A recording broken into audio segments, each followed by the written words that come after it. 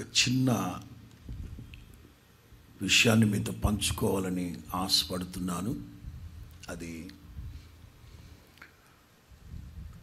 క్రైస్తవ సమాజానికి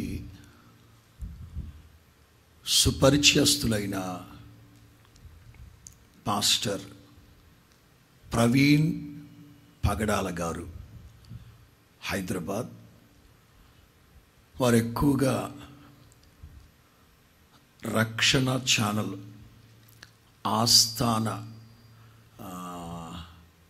వక్తగా ఎక్కువగా కనిపిస్తూ ఉంటారు. అలాగే ఆయా ప్రాంతాల్లో సభలు సమావేశాలకు కూడా పాలు పొందుతూ ఉంటారు.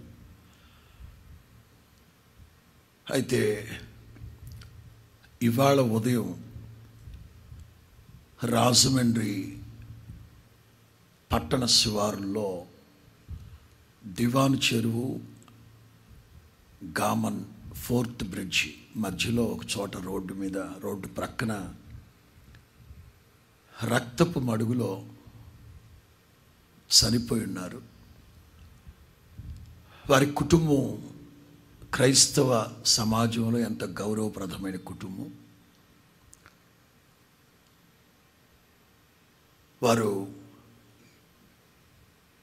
కొద్ది సాఫ్ట్వేర్ కంపెనీలు పెట్టి అనేక మంది నిరుద్యోగ యువతకి ఉద్యోగాలు కల్పించిన మంచి మనిషి. అనాథ పిల్లల్ని పోషించడమే కాకుండా ఒక 10 మంది అనాథ పిల్లల్ని అడాప్ట్ చేసుకొని ఇంట్లోనే పెట్టుకొని తమ పిల్లలతో పాటే వాళ్ళని పెంచుతున్నారని చెప్పి విన్నప్పుడు నేను ఎంతో గర్వించాను వారిని బట్టి.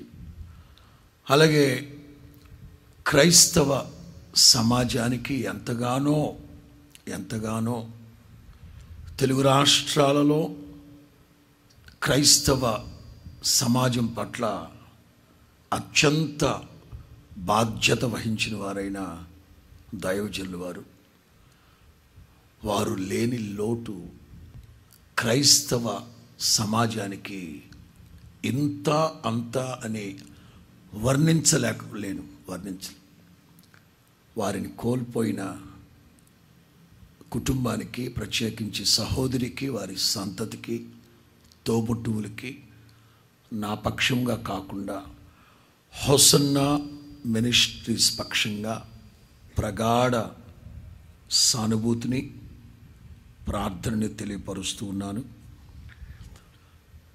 ఎందు నిమిత్తం ఇలా జరిగిందో, ఒకవేళ ఇది దుశ్చర్య అని అయితే దాని వెనకున్న కుట్రకోణం ఏమిటో దేవునికే తెలుసు.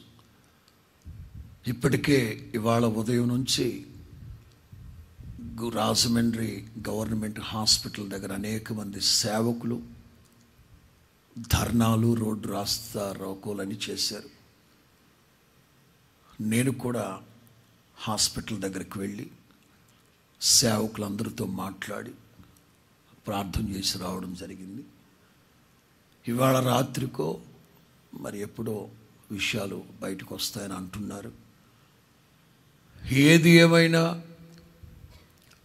ఒక సేవకునిగా, సగటు భారతీయునిగా నేను కోరుకునేది 140 కోట్ల పైచిలకు భారతావని అందరు బాగుండాలి, అందులో మనం కూడా బాగుండాలి. మన దేశం చుట్టూ ఉన్న ఉగ్రవాద దేశాలు ఎందుకు మనల్ని చూసి కంటకింపుగా వాళ్ళు మన మీద దుశ్చర్యలకు పాల్పడుతున్నారంటే ఈ ఐక్యతని చెడగొట్టాలి. అంచేత అందరూ, భారతీయులందరూ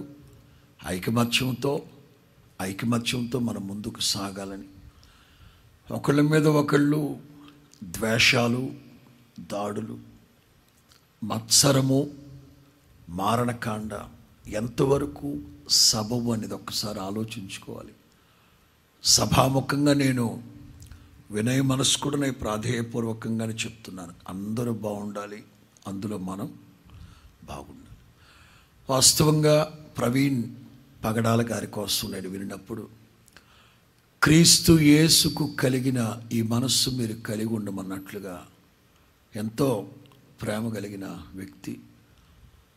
దిక్కులేని పిల్లలు, అనాథ పిల్లలు, వీళ్ళందరినీ పరామర్శిస్తూ, ఆదరిస్తూ, పెంచి పోషిస్తూ